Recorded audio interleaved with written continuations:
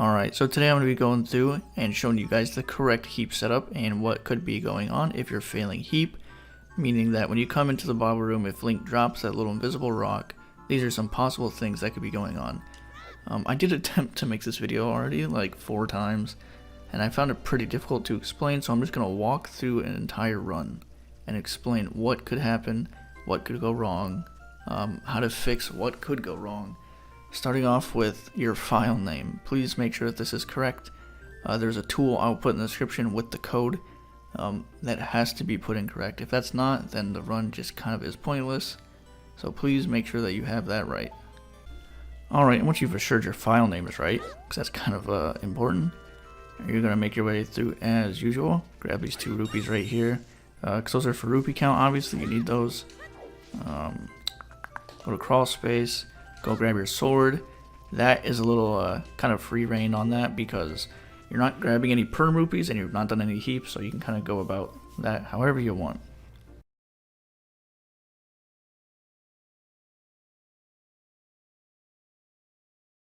Alright, from here, come back, and there is a permanent blue rupee you'll need to grab here in Sword Maze. So you just come over here, side hop to it, makes it easiest.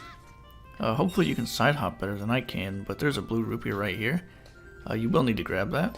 And this bush, it is technically optional, but there's a 50-50 chance of getting that rupee.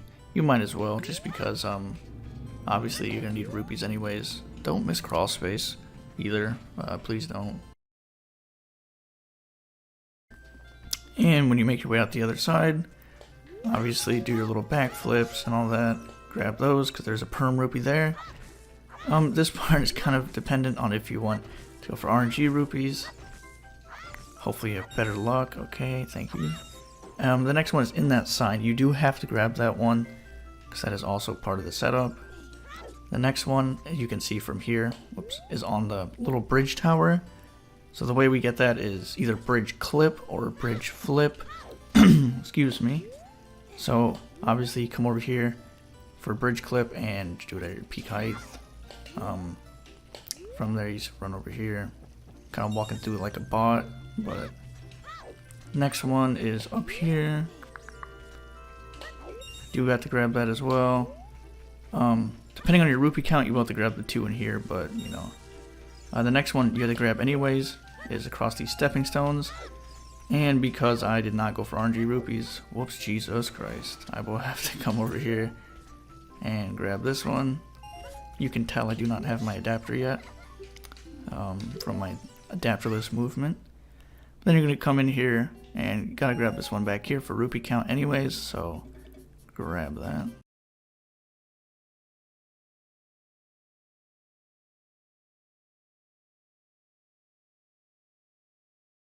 Alright, and if you ever need help, they will always ask you to record from when you leave shop, because that is where the real heap starts. You have to talk to Mito, obviously, to clear him. So go ahead and do that.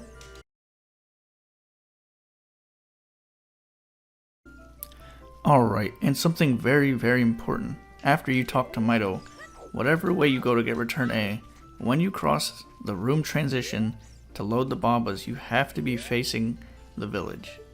So you cannot come facing away like this when you load the Baba room. You have to be, in one way or another, facing this little village, because you do have to have, I believe it's Mito's actor, part of some heap setup. You don't have to fully understand it, obviously, I don't even really myself, but you just have to know there are things you have to do, and this is one of them. So when you face any way that you get it, even if you sign up, you have to be facing the little town. So just make sure you do that, and whatever you do from here, you cannot leave this Baba room and then come back, because then the heap will not work when you go to do the rock drop at the end. So just note that, please. Alright, I'm going to do my return A. So it does not matter how you get it, it is up to you. Whoops, from there you do whatever little setup you want. Does not matter, you know, any which way you want to. But it is important that when you come back here, you have to jump onto this little podium, because there's a flag that needs to be set here, so you have to get there. From here, it doesn't matter, you can backflip off this way, it doesn't matter. From here, you have to do stepping stones.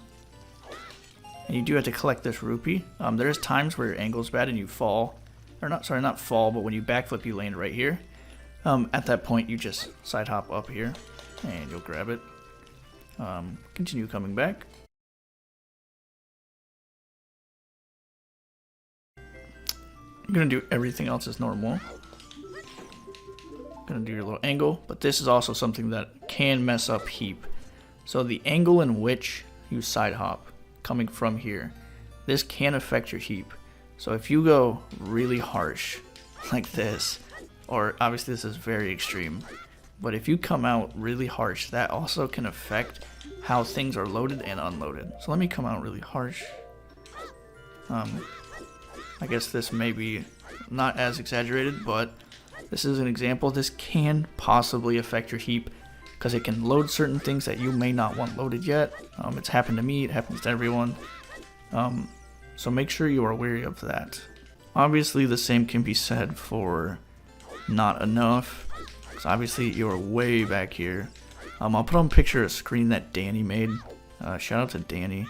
He made this to try and help explain when to let go of target. It's pretty self-explanatory from the photo, so thank you Danny for that. That does help out a lot.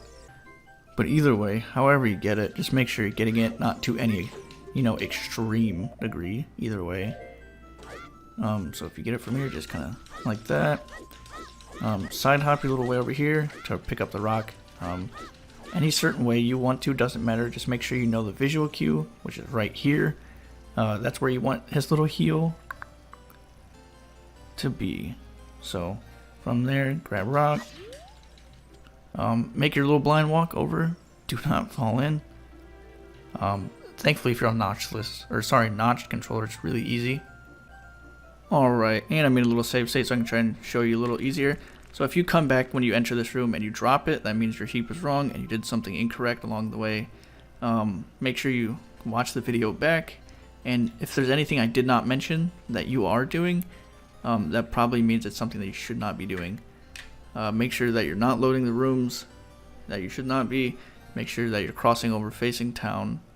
When you come back over here, make sure you do a little setup however you like. And I think this is a cursed keck, so this does not really, if a run takes you here, sorry, the run is invalid. Even if it is a personal best by 30 seconds, does not matter. If you go in and cross that transition and it takes you here, unfortunately that run is not valid. So sucks to suck. Try not to have that happen, I guess. Alright, and if there are any more questions, feel free to ask in the Ocarina of Time Discord under the any % questions and advice. I'll put the link kind of on screen and in the description just in case, so you can take note of it. You can feel free to ask any questions there. There's a ton of people that are willing to help. But yes, if you have any more, feel free to submit that video after post-shop movement to help diagnose what could be going on a little better. Alright, and I'm going to throw in these nice little tips that Danny was kind enough to type up and share with us. So in his words, the heap is a space in game memory where things load and unload as they are needed. When you transition between rooms, everything in the new room will load and everything in the old room will unload. And what he's saying there is that, kind of like I reiterated earlier on, when you go into that bobber room, you cannot leave that bobber room until you have your return A, because you cannot leave and re-enter to try again, because it will affect the heap as per that. And for the permanent rupees, like Danny's saying, some stuff will stay unloaded forever once it's gone, like those permanent rupees that I help walk you through and collect. So once they're gone, they are gone, and that's why we have to collect them as for the heap. And pretty much like Danny states here pretty correctly, the entire goal of the run is to load and unload stuff in the correct pattern so that one specific thing loads exactly in the right spot of memory. And that's pretty much what this run kind of survives off of, is that exactly right there of just loading, unloading stuff so that one thing can load in exactly correctly. And like Danny says, the route will specifically call for certain things, and you want to make sure that you are following that. And even it may seem insignificant, I understand that, to be like, oh man, I messed up my angle, let me leave this room and come back and try again. I understand why you may think that, but that also will affect it. The easiest way, if you are in a run and you mess up your heap, is to go into the shop and just kind of come back out, and that will kind of clear all of your previous heap, and it will still keep the permanent rupees gone, obviously, because those are permanent, and once they're gone, but that will kind of reset and give you a clean palette where you have to start back on return A again.